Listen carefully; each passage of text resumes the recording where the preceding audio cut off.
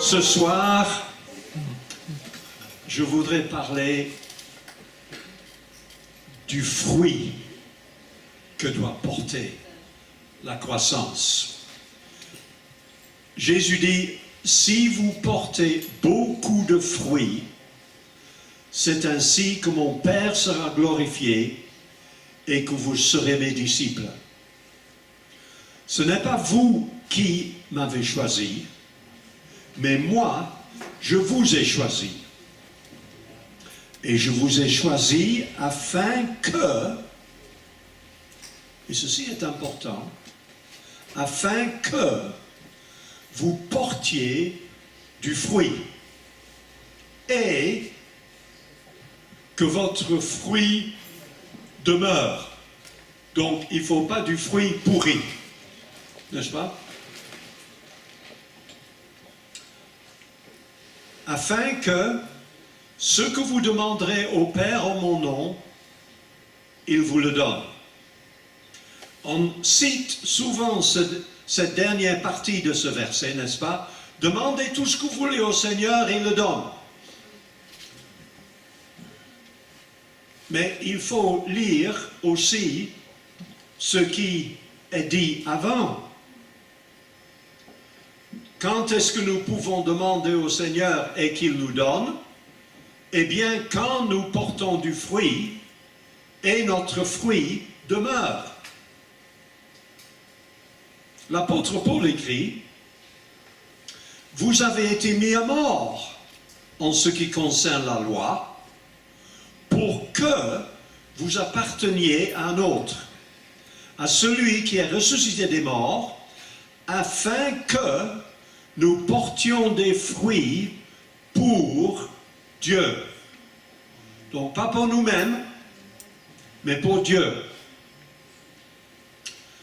Un autre texte de l'apôtre Paul, « Ce que je demande dans mes prières, c'est que votre amour augmente de plus en plus en connaissance et en pleine intelligence pour le discernement des choses les meilleures, afin que vous soyez purs et irréprochables pour le jour de Christ, remplis du fruit de justice qui est par Jésus-Christ, à la gloire et à la louange de Dieu.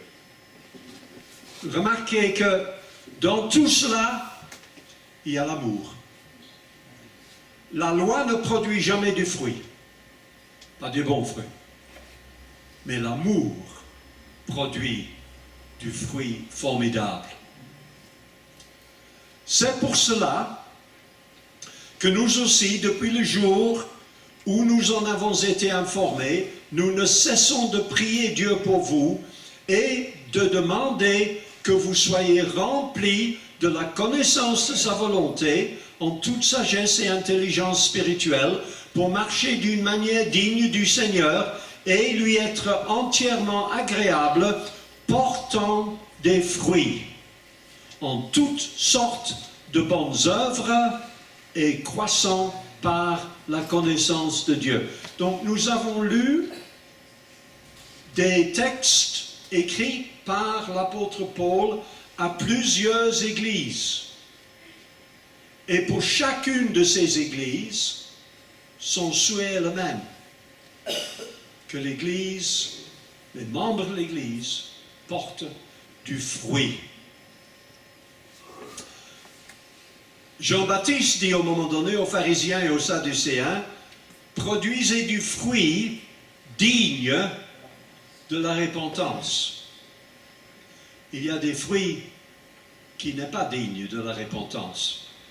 Et les sadducéens et les pharisiens, le fruit que eux ils apportaient, c'était des mauvaises herbes. N'est-ce pas? Moi je crois ou je crains que j'ai des pharisiens et des sadducéens dans mon jardin. Incroyable comme les mauvaises herbes produisent. Vous aussi, vous en avez? Oui. Jésus dit à ses disciples, Je suis le vrai cep, et mon Père est le vigneron.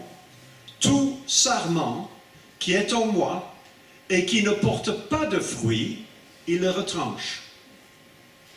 Et tout sarment qui porte du fruit, il l'émonde, afin qu'il porte encore plus de fruits. Comme le sarment ne peut de lui-même porter du fruit, s'il ne demeure attaché au cep, ainsi vous ne le pouvez non plus, si vous ne demeurez en moi. Je suis le cep, vous êtes les sarments.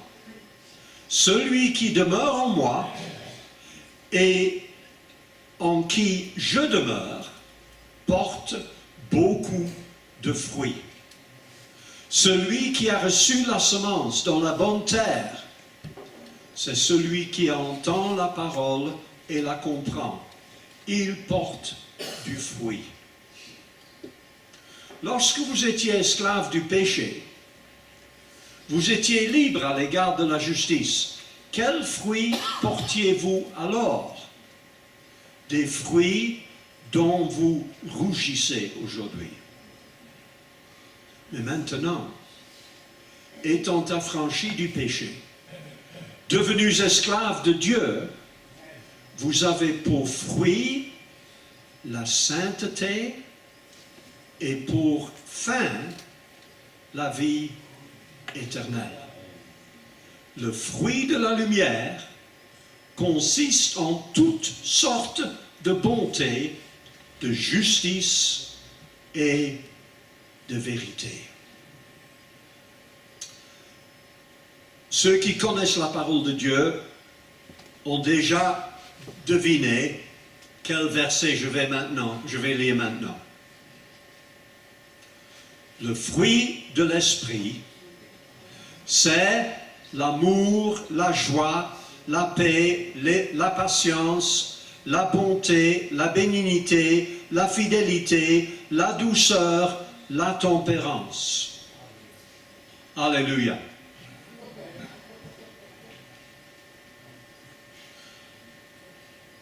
Une orange, tout le monde sait ce que c'est une orange, hein? Il a combien de segments?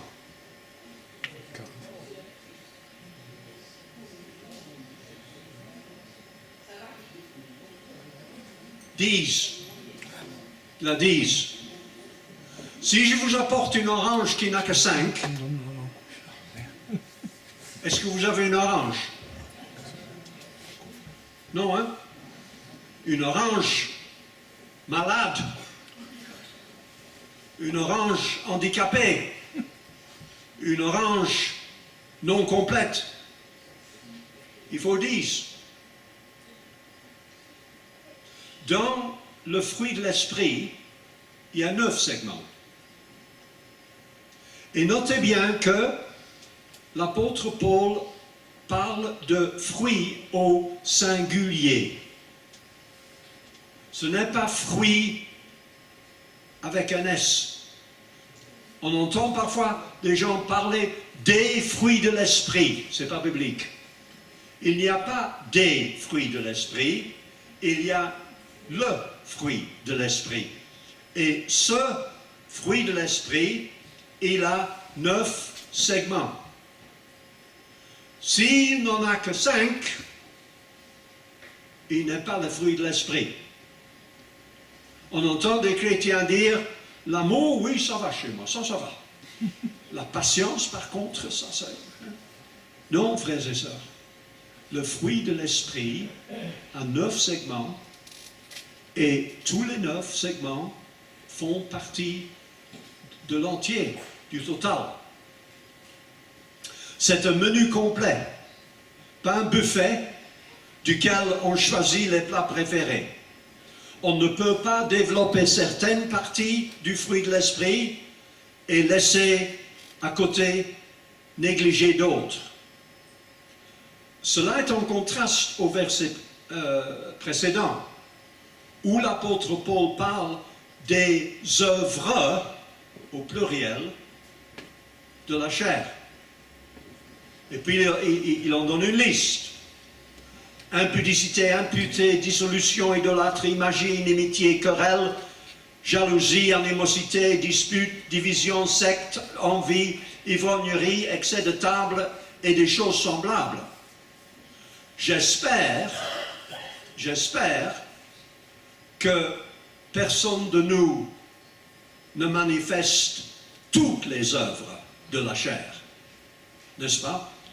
Non, les œuvres de la chair sont séparées. Mais le fruit de l'esprit, c'est un, c'est une unité. Un disciple de Christ doit manifester donc tout le fruit de l'esprit. Difficile, hein? Difficile. Voyons comment faire. Le premier segment, le fruit de l'esprit, c'est l'amour. On en a parlé la semaine passée, on en a parlé la semaine avant, donc je ne vais pas en parler longtemps ce soir. Mais ce n'est guère étonnant que l'amour soit mentionné en premier, parce que l'amour, c'est la base, c'est le fondement de toutes les vertus chrétiennes, n'est-ce pas? Si nous n'avons pas d'amour, qu'est-ce que Paul dit?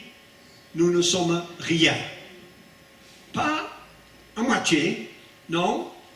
Si on n'a pas d'amour, zéro chrétien. Il faut l'amour. Et je vais dire de tous les 9 segments du fruit de l'esprit la même chose. Je le dis maintenant pour ne pas devoir chaque fois le répéter en détail. Le développement de fruits ne se fait jamais tout seul. Mon orange a dû avoir de l'eau et du soleil, etc. Et le fruit de l'esprit a besoin d'être aidé afin qu'il pousse, qu'il croisse. Et aider, ça veut dire une décision. L'amour, dans le monde, c'est souvent un sentiment, une émotion, quelque chose de romantique. Il n'y a rien de mauvais à cela. Mais l'amour chrétien est bien plus que ça. L'amour chrétien est une décision. Aimer les aimables, c'est pas difficile. Aimer les non aimables, pour cela exige une décision. Je dois décider d'aller aimer quelqu'un qui ne m'est pas aimable. N'est-ce pas? À la fin du culte le dimanche matin, vous allez parler avec qui? Vos amis. Les personnes que vous connaissez, que vous aimez. Très bien. Et s'il y a quelqu'un de nouveau dans l'église, comment est-ce que vous les accueillez? À 40 ans, j'ai été invité à prêcher dans une église au milieu de la France. Je ne connaissais pas cette église, je n'avais jamais été.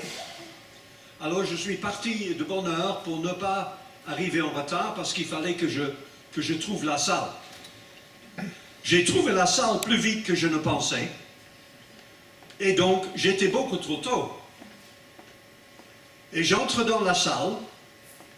Il y avait une vieille dame dans la salle, plus moi.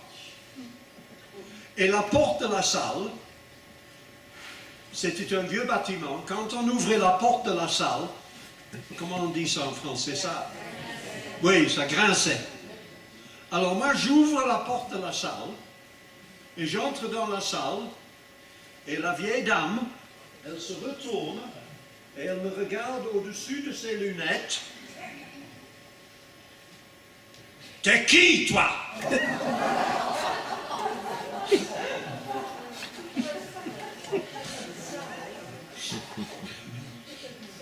Ça s'appelle accueil chaleureux dans la maison de l'Éternel.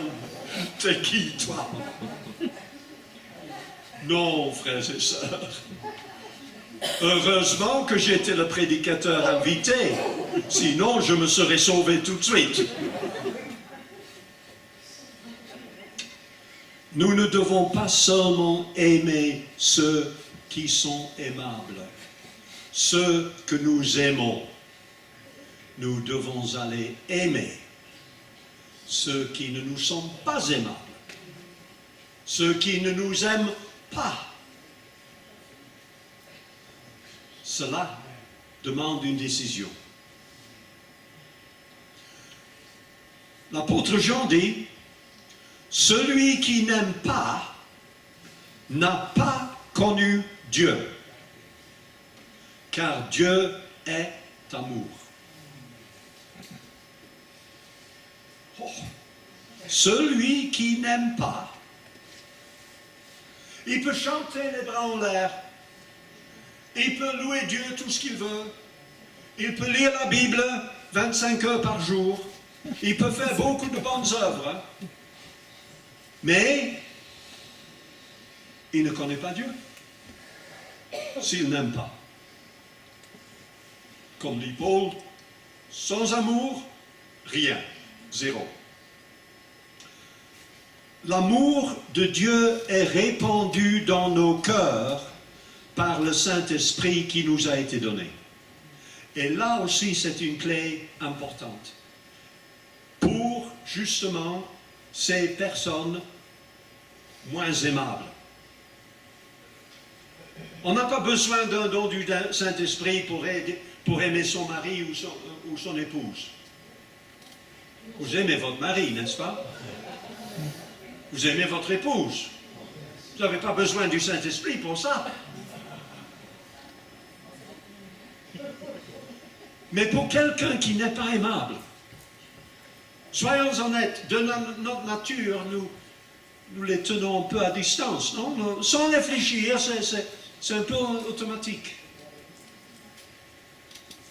Mais Paul dit, l'amour de Dieu est répandu dans nos cœurs par le Saint-Esprit. Ça veut dire que, à partir de ce moment-là, nous pouvons aimer comme Dieu aime.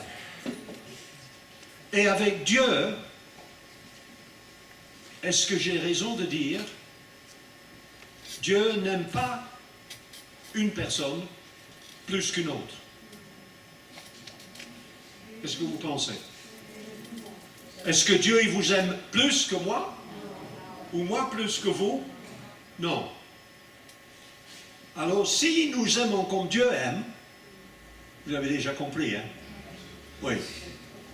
L'amour qui fait partie du fruit de l'esprit n'est donc pas seulement un sentiment, une émotion passive, mais c'est une force active. Ce n'est pas le fruit seulement de nos émotions, mais c'est le produit de notre volonté. Je veux aimer. Je veux aimer. Paul écrit, l'amour de Christ nous presse. Nous presse. Qu'est-ce que ça veut dire? Si on me presse, c'est d'habitude pour me faire faire quelque chose que de moi-même je ne le ferai pas. On me pousse. N'est-ce pas? Et l'amour de Dieu nous pousse, nous presse pour aimer aussi ceux qui ne sont pas aimables. Jésus dit, c'est ici mon commandement. Aimez-vous les uns les autres. C'est un commandement. Si nous ne nous aimons pas les uns les autres, nous sommes désobéissants. Et n'aimez-vous pas les uns les autres comme un mari aime son épouse et une épouse son mari? N'aimez-vous pas les uns les autres comme un membre de l'Église aime son pasteur et son pasteur aime un membre de l'Église? Non. Aimez-vous les uns les autres comme je vous ai aimé. Et comment est-ce que Jésus nous a aimés? Il a donné sa vie pour nous. Christ a aimé l'Église. Il s'est livré lui-même pour elle. Il n'y a pas de plus grand amour que de donner sa vie pour ses amis. J'ai vu un documentaire dans la semaine qui m'a très touché.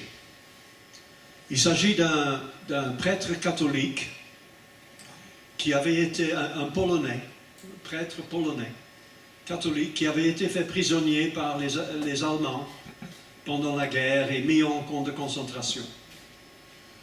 Il s'appelait le père Maximilian Kolbe.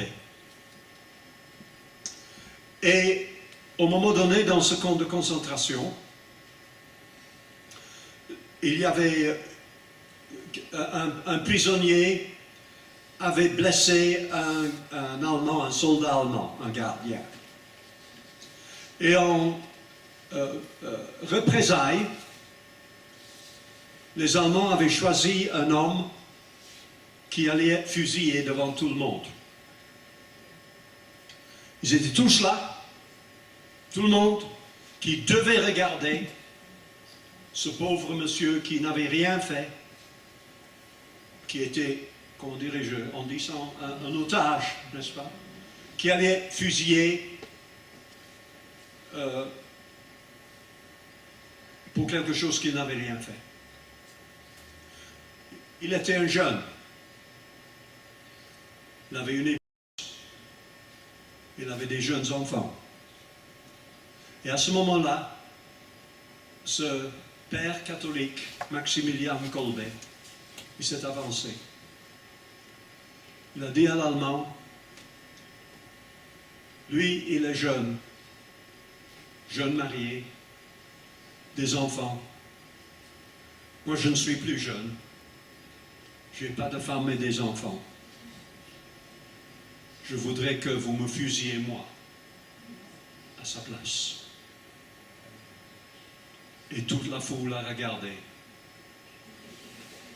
comme les Allemands ont fusillé le prêtre Kolbe. Et quand j'ai vu ce documentaire, je n'ai pas pu faire autrement que de penser à ce verset.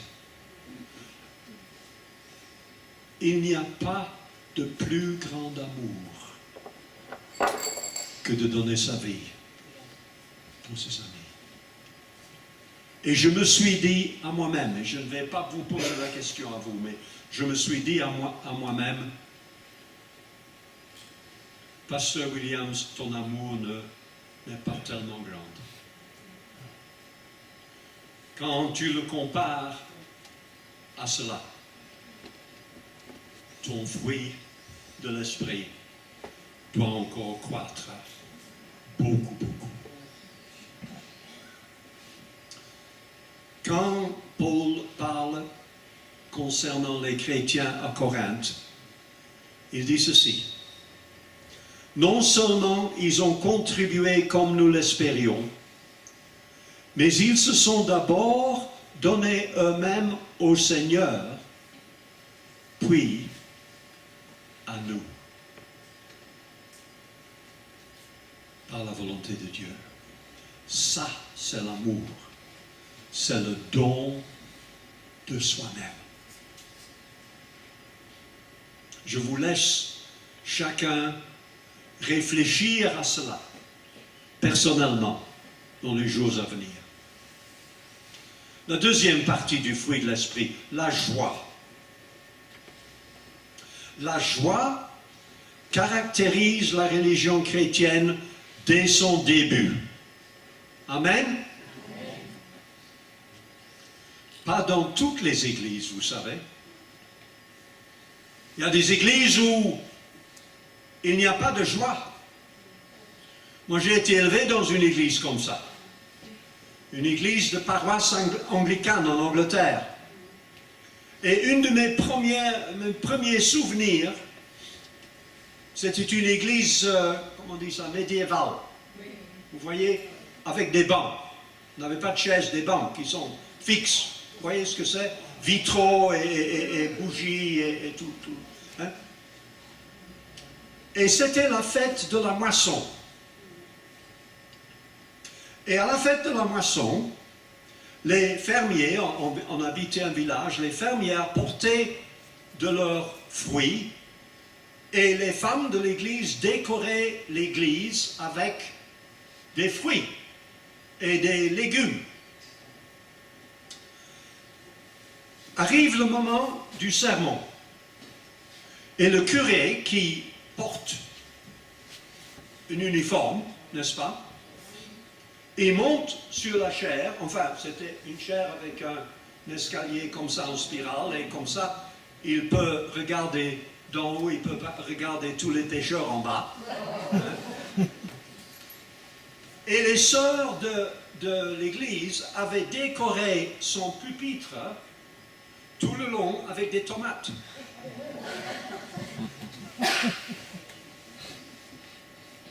Et en entrant dans la chair, avec son, qu'on appelle ça, chasuble, c'est long. Il fait un geste comme ça, et toutes les tomates platchent par terre. Petit garçon de 5 ans, dans mon banc, ha ha ha ha. Maman, assise à côté, on ne rit pas dans l'église. Je n'ai jamais oublié ça. On ne rit pas dans l'église. Dans l'église de Pentecôte, oui. Hein. Bien sûr, une église qui ne connaît pas la joie n'a pas de fruit de l'esprit.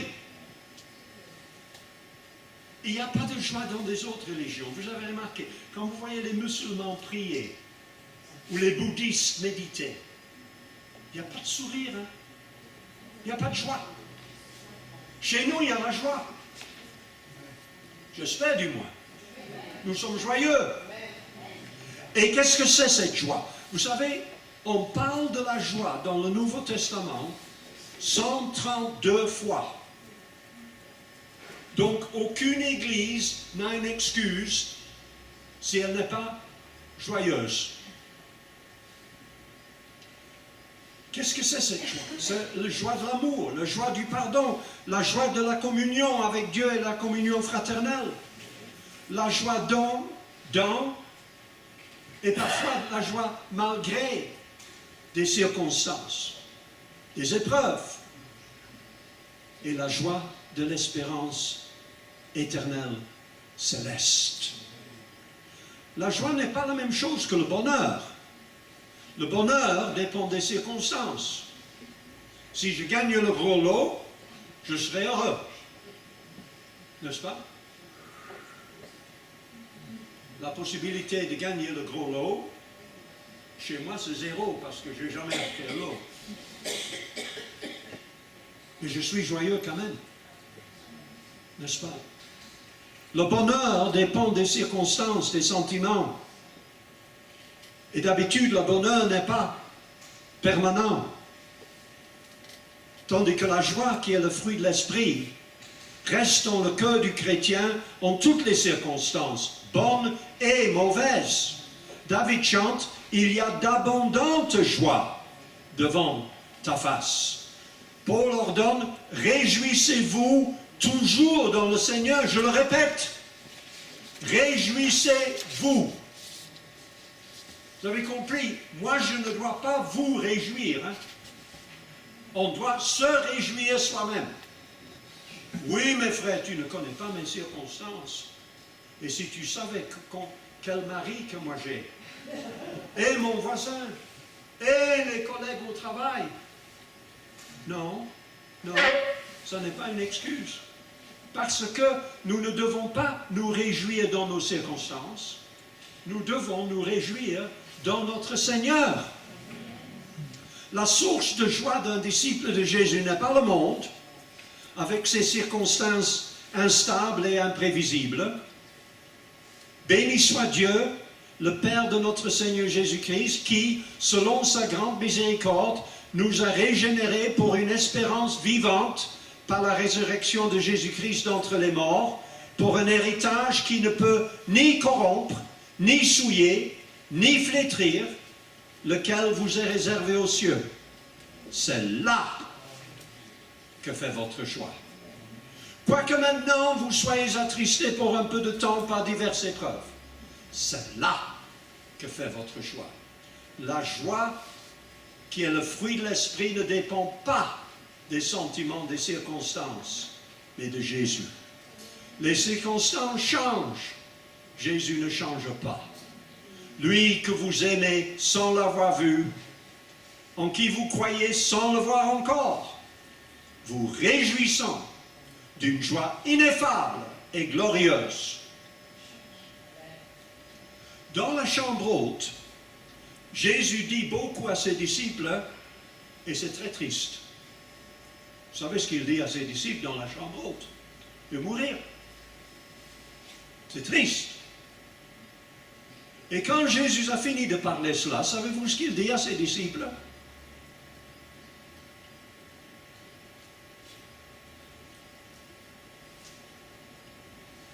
Je vous ai dit ces choses afin que ma joie soit en vous et que votre joie soit parfaite. Allez. Il vient de leur expliquer qu'il va mourir, qu'il va souffrir, que tous leurs espoirs vont être réduits à néant. Et il dit, je vous ai dit ces choses afin que ma joie soit en vous et que votre joie soit parfaite. Et dans le jardin de Gethsémane, il prie pour eux, afin qu'ils aient en eux ma joie parfaite. Ma joie parfaite. Que nous ayons en nous la joie de Jésus. La Bible dit, la joie de l'Éternel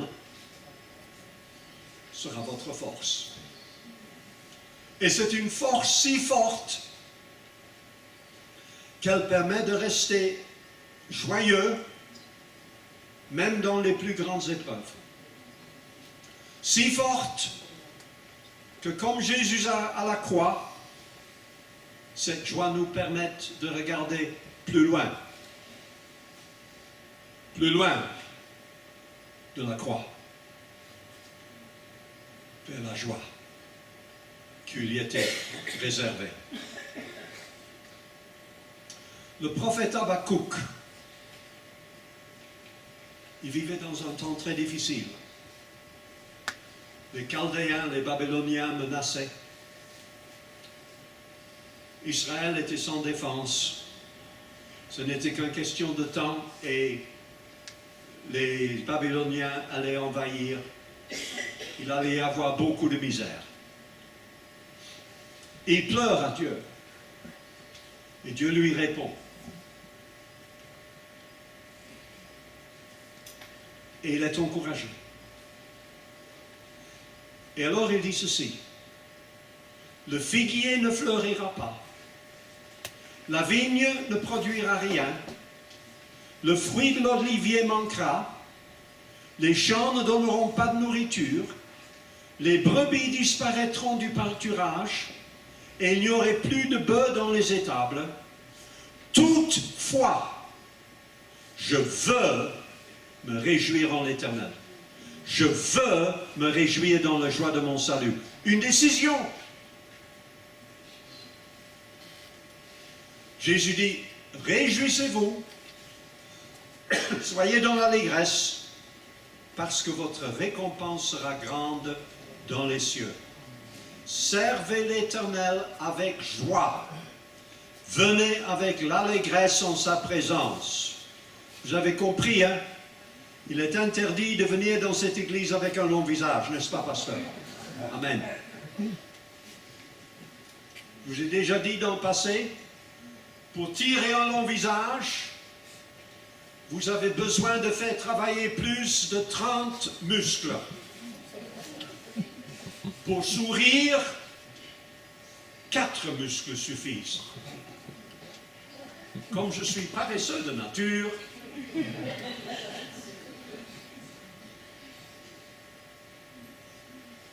Bon, il faut avancer. La troisième partie du fruit de l'esprit, la paix.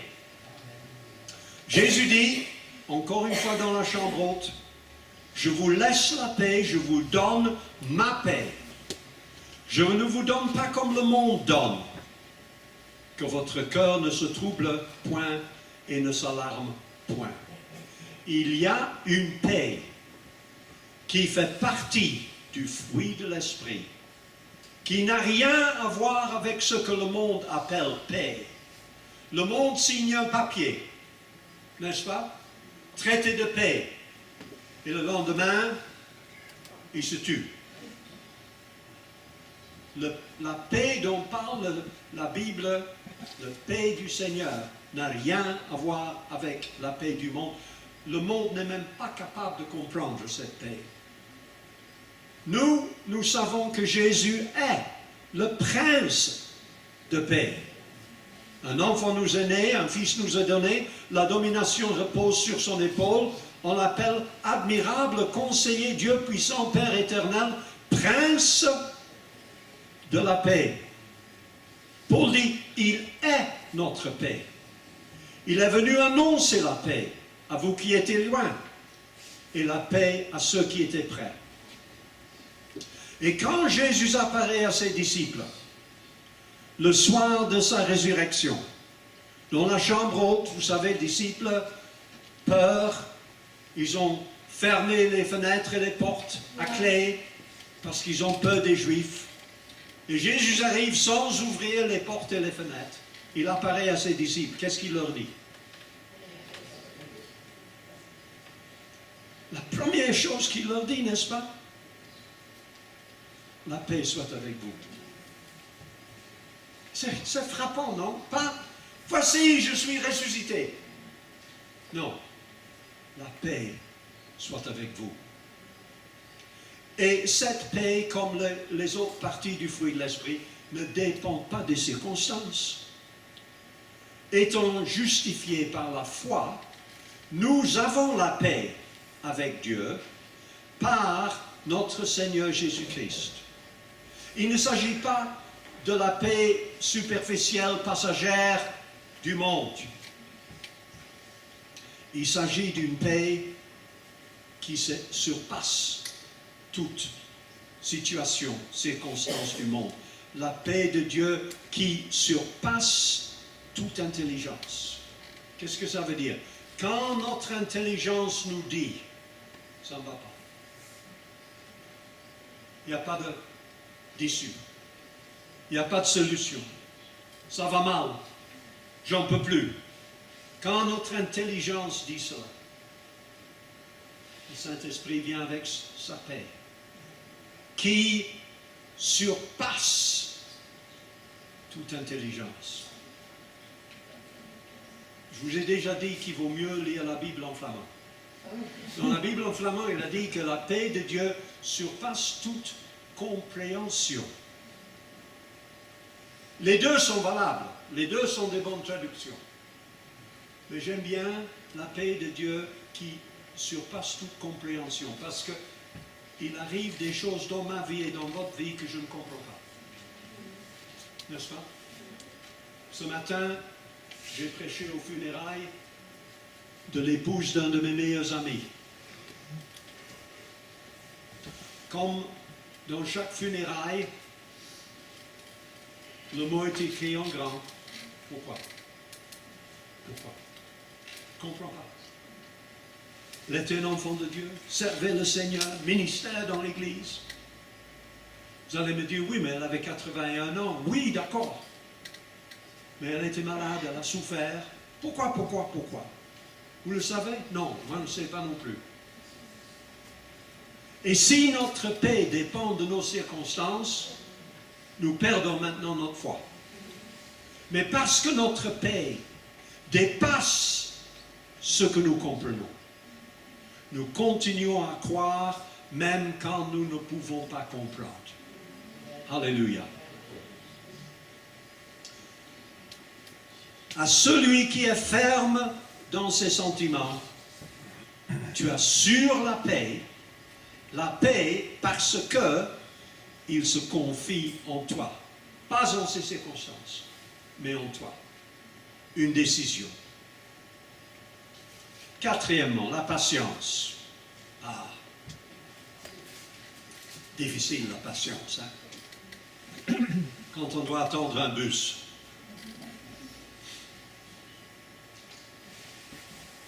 On n'aime pas patienter, soyons honnêtes. Moi, je trouve déjà attendre un bus, déjà, vraiment une épreuve. Mais une plus grande épreuve, c'est la musique au téléphone,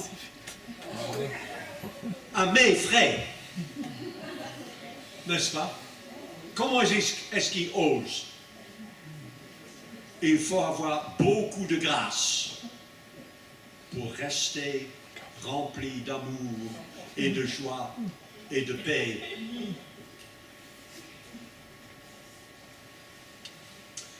Le mot patience dans le texte original est intéressant. Littéralement, ce mot veut dire long courage ou courage longtemps. Donc, gardez le courage. Il est difficile même à patienter dans la vie spirituelle. Je ne sais pas si vous êtes comme moi, mais quand moi je prie, j'aime bien que Dieu réponde tout de suite. Et bien sûr qu'il réponde oui.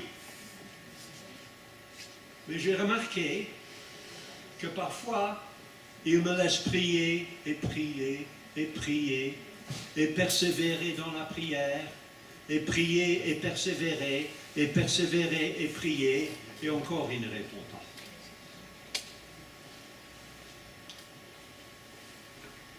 Nous devons apprendre à patienter.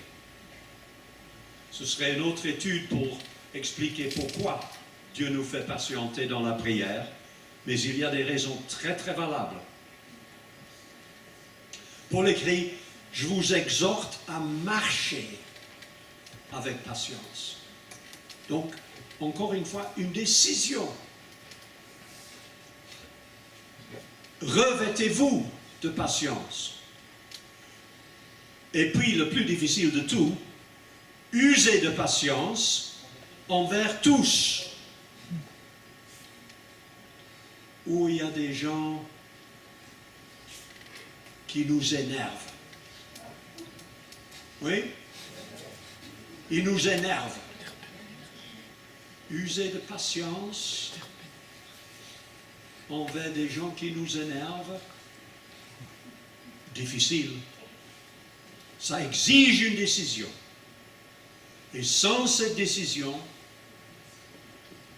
le fruit de l'esprit ne peut pas se développer. Le mot grec pour la cinquième partie du fruit de l'esprit, la bonté, est encore un mot qui est intéressant.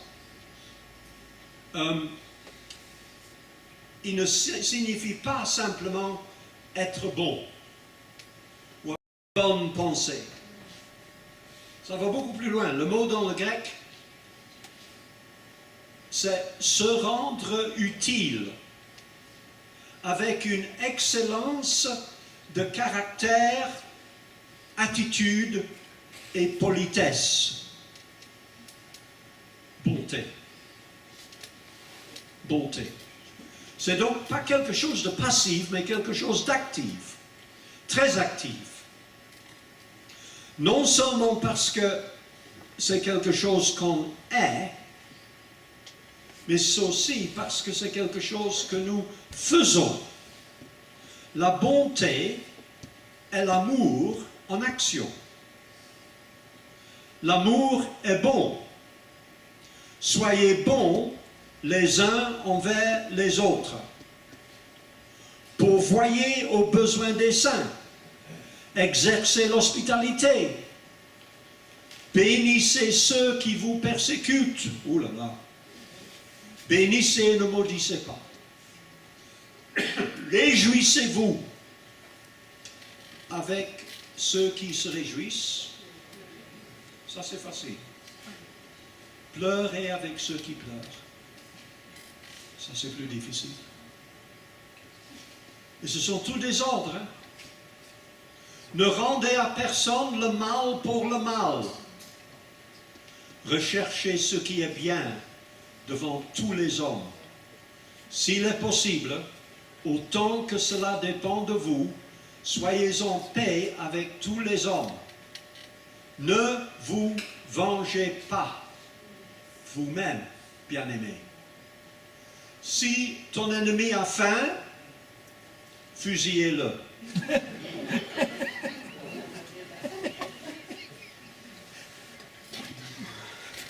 Ça, c'est plus facile.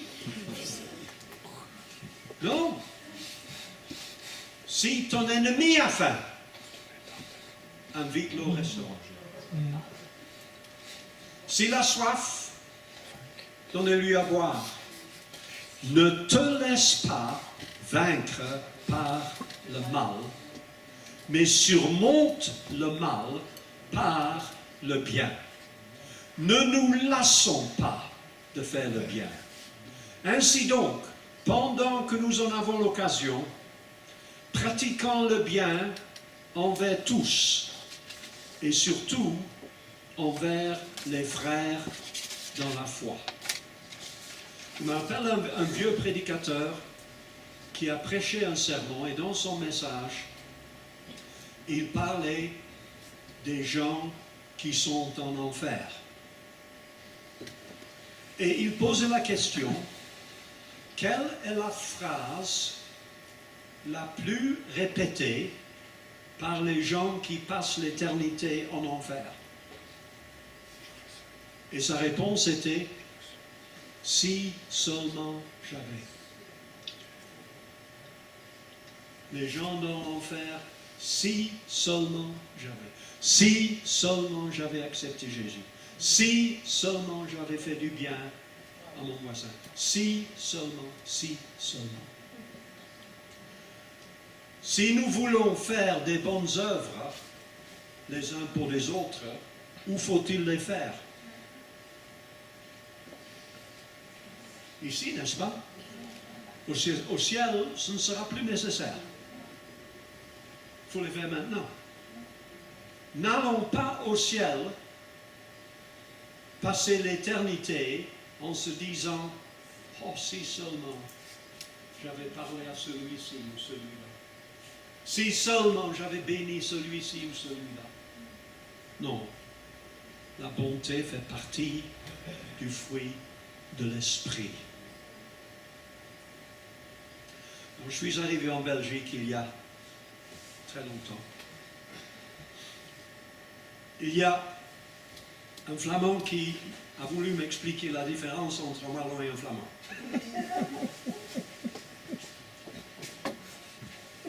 Et il a dit ceci.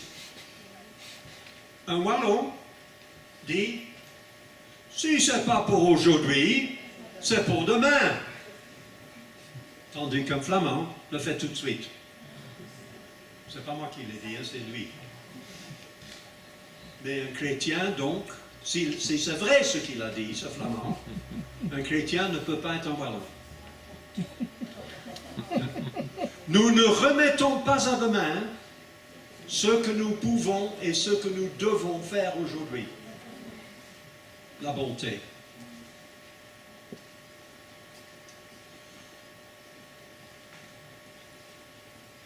Ne nous lassons pas de faire du bien. Ainsi donc, pendant que nous en avons l'occasion, pratiquons le bien envers tous et surtout envers les frères en la foi. Car nous sommes son ouvrage et ont été créés en Jésus pour de bonnes œuvres. C'est pour ça qu'il nous a créés. Des bonnes œuvres que Dieu a préparées d'avance afin que nous les pratiquions. Sachant que chacun, soit esclave, soit libre, recevra du Seigneur selon ce qu'il aura fait de bien. Ça, c'est aussi quelque chose à réfléchir. Ma récompense éternelle dépendra du bien que j'ai fait dans ma vie. Et puis, nous avons la bénignité. Un mot qui n'apparaît que 4 fois dans le Nouveau Testament et qui peut aussi être traduit comme la bonté par la bienveillance ou le service. Seulement, il y a une différence. La bonté, c'est quelque chose que nous faisons. La bienveillance, c'est quelque chose que nous sommes. Dieu ne fait pas seulement du bien, il est bon. L'Éternel est bon, sa bonté dure toujours. L'Éternel est bon envers tous, et ses compassions s'étendent sur toutes ses œuvres. Et Jésus nous dit à nous que votre lumière luise ainsi devant les hommes, afin qu'ils voient vos bonnes œuvres et qu'ils glorifient votre Père qui est dans les cieux. Est-ce que nous sommes bons de nature? Non, nous ne sommes pas bons de nature. Nous sommes pécheurs de nature, mauvais de nature, jusqu'à ce que nous permettions au Saint-Esprit de Dieu de nous faire naître de nouveau, pour que tout l'ancien passe et tout devient nouveau. Soyons bons, frères et sœurs. Et puis, numéro 7, la fidélité. La fidélité, comme tous les autres parties du fruit de l'esprit, reflète la fidélité de Dieu lui-même. Dieu ne nous demande jamais de faire quelque chose que lui-même il ne fait pas. Et notre Dieu est fidèle. Vous pouvez dire Amen? Dieu est fidèle.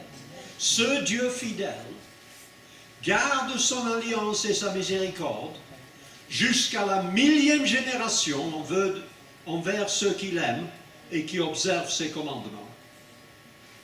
Et Salomon dit, un homme fidèle est comblé de bénédictions. Vous voulez être comblé de bénédictions? La formule est très simple. Fidélité. Samuel dit, craignez seulement l'Éternel, servez-le fidèlement de tout votre cœur.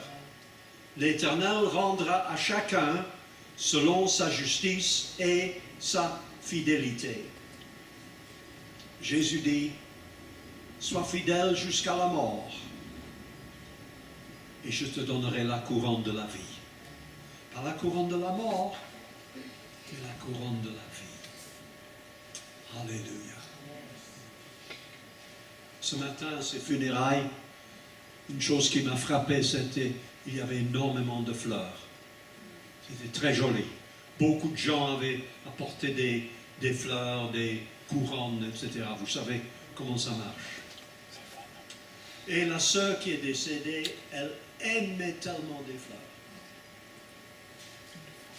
Et je me suis dit, quel dommage. On les met sur son cercueil. Elle ne les voit pas. N'attendons pas la mort pour apporter des fleurs. N'est-ce pas? Sois fidèle jusqu'à la mort, je te donnerai la couronne de vie. Oh, la sœur qui est décédée, elle a ses fleurs au ciel. Ça, c'est sûr. Encore beaucoup plus jolie que ces fleurs et ces couronnes qui ont coûté beaucoup d'argent ce matin. Et je pense que quand on arrive au ciel et on reçoit son diplôme, qu'est-ce qui sera marqué sur le diplôme? Bon et fidèle serviteur. Je pense que c'est le meilleur accolade qu'un enfant de Dieu peut recevoir. Bon et fidèle serviteur.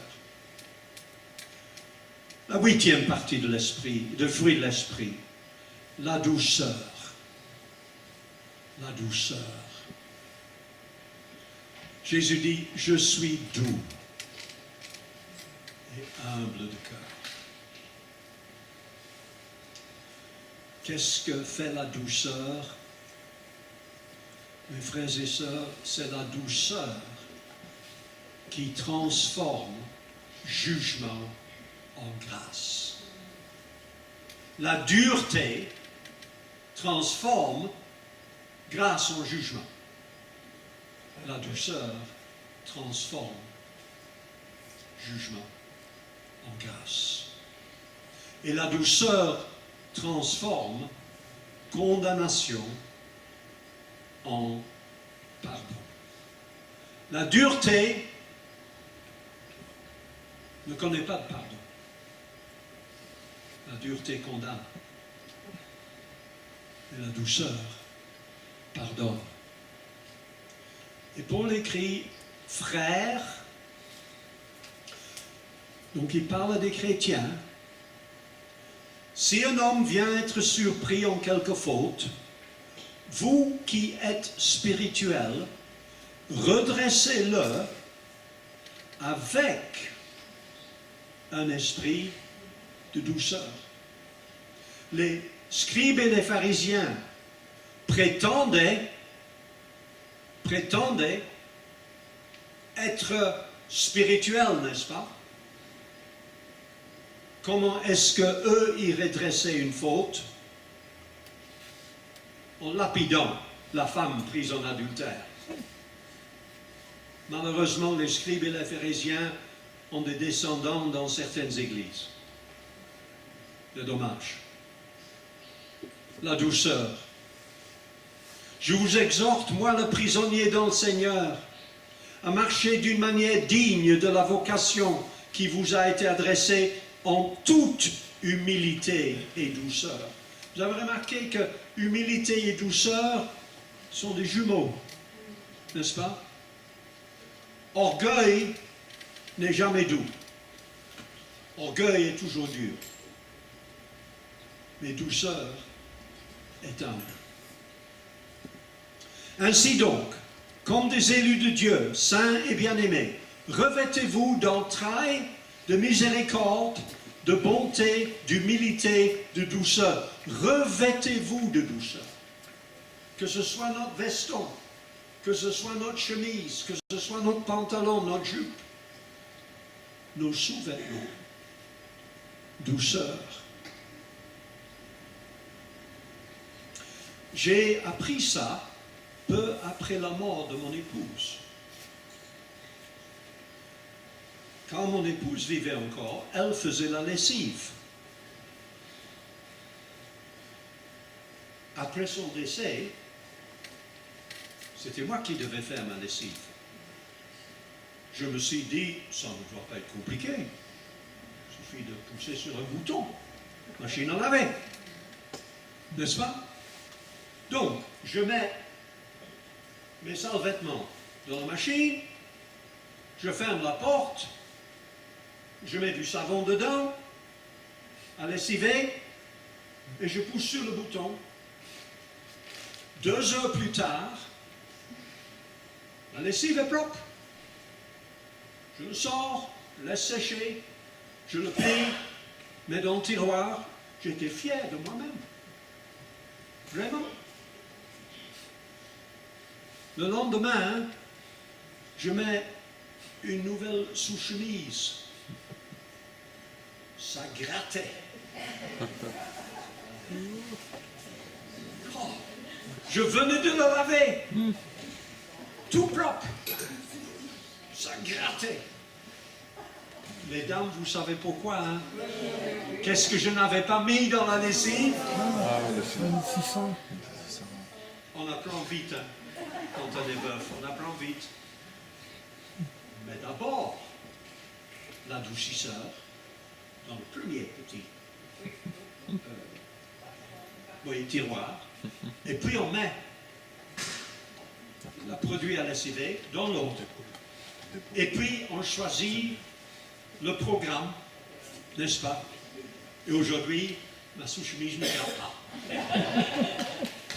Spirituellement, nous avons besoin de produits adoucisseurs. Ne mettons pas seulement le poudre à lessiver, ça va gratter, mais associez cela à la douceur. Il ne faut pas qu'un serviteur du Seigneur ait des querelles. Il doit au contraire avoir de la condescendance pour tous. Être propre à enseigner, doué de patience, il doit redresser avec douceur les adversaires. Vous savez, ça c'est le secret d'un pasteur réussi. Il redresse, il corrige. Il y a des pasteurs qui ne redressent pas, qui ne corrigent pas. Ce ne sont pas des bons pasteurs. Un pasteur qui est bon, il redresse, il corrige, mais il met d'abord le produit adoucisseur. Lequel entre vous est sage et intelligent, qu'il montre ses œuvres par une bonne conduite avec la douceur de la sagesse. Sanctifiez dans vos cœurs Christ le Seigneur, étant toujours prêt à vous défendre avec douceur. Rappelle-leur d'être soumis aux magistrats et aux autorités, d'obéir, d'être prêt à toute bonne œuvre, de ne médire de personne, d'être pacifique, modéré, plein de douceur envers tous les hommes. Et je me permets d'ajouter, et toutes les femmes, et tous les enfants. D'accord? Douceur. Dernier, la tempérance, unique parmi les éléments du fruit de l'esprit, parce que ici, il ne s'agit pas de... Pardon.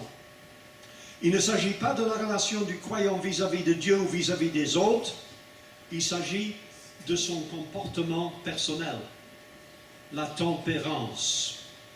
Et le mot grec veut dire littéralement ne pas se laisser aller. Ça, c'est facile à comprendre. Hein? Ne pas se laisser aller. Qu'est-ce que ça veut dire? Que nous devons supprimer nos sentiments, nos émotions, nos ambitions, nos désirs? Non. Non. Ces sentiments, ces désirs, ces ambitions, si elles sont bonnes, sont données de Dieu. Nous ne devons pas les supprimer, mais nous devons les contrôler. Nous devons les contrôler. Paul écrit, tout m'est permis, mais tout n'est pas utile. Tout m'est permis, mais je ne me laisserai asservir par quoi que ce soit. Je traite durement mon corps et je le tiens assujetti, de peur d'être moi-même rejeté après avoir prêché aux autres. Tous ceux qui combattent s'imposent toute espèce d'abstinence. Ils le font pour obtenir une couronne corruptible. Nous, faisons-le pour une couronne incorruptible. Salomon le dit beaucoup plus clairement. Et je suis sûr qu'il ne faut pas mettre ceci en pratique littéralement. N'est-ce pas? Parce que nous allons nous couper la tête. Mais il dit, mets un couteau à ta gorge si tu as trop d'avidité. Si tu trouves du miel, n'en mange que ce qui te suffit, de peur que tu n'en sois rassasié et que tu ne le vomisses. Vous savez ce que c'est un poisson d'or? Oui? Vous avez un poisson d'or dans un aquarium, ça nage toute la journée. Fait le tour, tout le temps. J'ai un petit poisson chez moi à la maison. Il n'est pas un poisson d'or, il est vieux, il est devenu blanc. Mais toute la journée, il ne fait que ça. Déjà depuis plus de 10 ans. Il fait ça, toute la journée. C'est le seul petit poisson qui reste de mon épouse. Elle avait tout un aquarium. Tous les autres sont déjà partis au ciel des poissons. Ou elle a fait des poissons. Ils sont tous partis. Mais ce petit, tout le temps, il nage. J'ai pitié. J'ai vraiment pitié. Je me dis, quel monotone. Hein? Le haut point de sa vie, c'est que tous les 2-3 semaines, je change l'eau. Et là, de l'eau propre. Entre-temps, il doit avoir de l'eau filtrée. J'ai un ami qui est expert dans les poissons. Et il était une fois chez moi, et il a vu le poisson, et je lui ai dit, j'ai vraiment pitié. Pauvre, quelle vie monotone. Donc il dit, tu ne dois pas en avoir pitié. Je dis non. Il dit, un petit poisson, il n'a qu'une mémoire de 10 secondes. Donc, quand il fait le tour maintenant, il a déjà oublié qu'il a fait le tour il y a 10 secondes. Ça m'a soulagé. Vous ne pouvez pas savoir. Mais il m'a donné encore un autre conseil. Il m'a dit ceci, ne donnez pas à votre poisson trop à manger. Parce qu'un poisson ne mange pas, il bouffe. Il mange aussi longtemps qu'il y a à manger. Et là, mon petit cœur a parfois difficile, parce que le matin, je lui donne un tout petit peu. Et il monte toujours pour le prendre. Et j'ai pitié, je me suis dit, est-ce qu'aujourd'hui, je ne pourrais pas lui faire un peu une fête et lui donner un peu plus? Et puis je me rappelle,